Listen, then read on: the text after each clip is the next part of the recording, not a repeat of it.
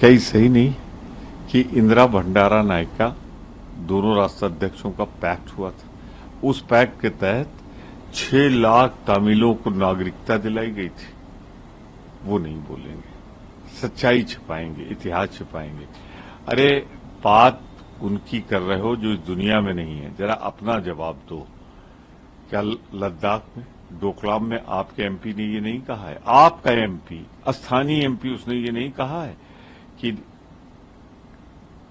सैकड़ों वर्ग किलोमीटर जमीन ले लिया है, आज आप गश्त नहीं कर पा रहे हो, आपकी सेनाएं नहीं जा रही, लगातार वार्ता पे वार्ता, 20 से ज्यादा सैनिक वार्ताएं हो चुकी हैं और 21 जवानों की शहादत के बाद आप सफाई दे रहे हो, क्लीन चिट दे रहे हो और आपका एमपी कह रहा है कि ये गलत है।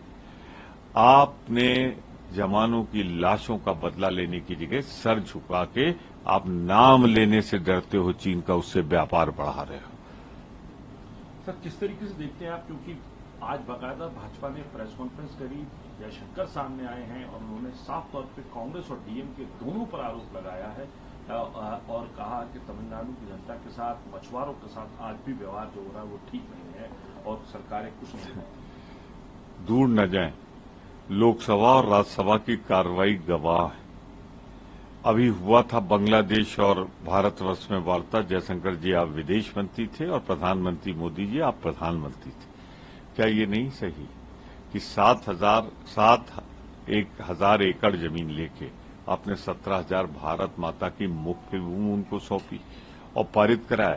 तो ये 10,000 एकड़ का जवाब कब देंगे आप? है कोई जवाब आपके पास? तो पहले अपने दामन में जो सामने है, सत्तारूढ़ दल है, पहले उसका जवाब दे। इतिहास में क्या हुआ उसका जवाब कई चुनाव में जनता दे चुकी है। तमिलनाडु की पीड़ा इसलिए आज आपको हो रही है। तमिल साहित्य के खिलाफ जब आप बोलते थे तब नहीं, तमिल भाषा के खिलाफ बोलते थे तब नहीं चिंता थी, क्योंकि चुनाव सामने है। तो आपको चुनाव में जहां पे आपका खाता नहीं खुलने वाला है, इसलिए आपको तमिल की चिंता हो रही है और जिस दिन वहां वोट पड़ जाएगा फिर आप 5 साल तक नहीं बोलेंगे।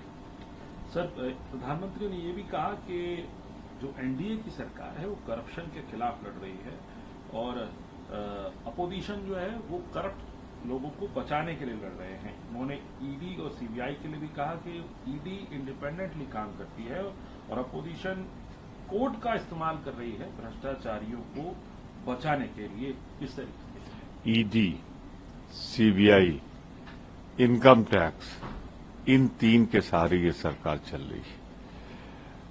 सूची जारी कर दें, जिनको मोदी जी कुछ दिन पहले भोपाल में बोलते हैं, 3 दिन 4 दिन पहले, कि चक्की पी सिंह 70,000 करोड़ के घोटालेबाज, उनको मंत्रिमंडल में शामिल करते हो, वित्त मंत्रालय देते हैं।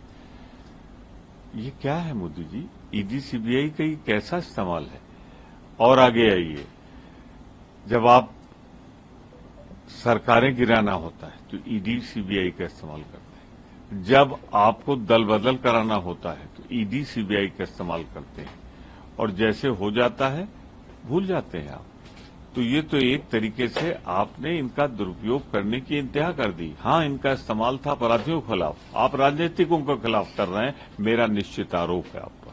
आखिरी और महत्वपूर्ण सवाल सर, कल की जो रैली हुई उसको लेकर बीजेपी ने कहा है कि ये संविधान बचाने के लिए नहीं, परिवार बचाने के लिए और भ्रष्टाचार छुपाने के लिए रैली की। मोदी जी आप जारी कर दें, मेरठ में जहां आपके सारे दल इकट्ठा थे और रामलीला मैदान में थे, दोनों का जो जनता का उत्साह और संख्या थी, कर दें, आप चौथाई भी नहीं थे मेरठ में। मैं आपसे एक चीज साफ कह दूं, सत्ता जाते हुए देखकर आपकी हालत ये हो रही कि आप क्या बोल रहे हैं आपको खुद भी नहीं याद रहता है। कभी किसी ने नहीं कहा कि ये कानून गलत है, कानून का दुरुपयोग हो रहा है, ये गलत है। ईडी सीबीआई का इस्तेमाल आप इस तरह कर रहे हैं जैसे गुंडा टैक्स की वसूली होती है। इलेक्टोरल बॉन्ड ने साबित कर दिया।